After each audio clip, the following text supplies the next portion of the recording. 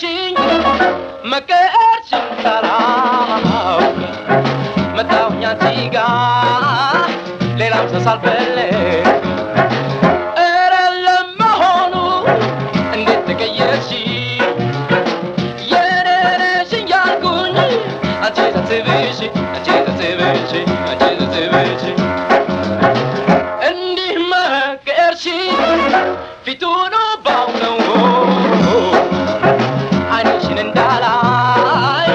ቁርጥ ሀሳቤ ነው በቃና ከተመ ፍቅራችን አለቀ ስላንቺ መቀየር ሰው ባደነቀ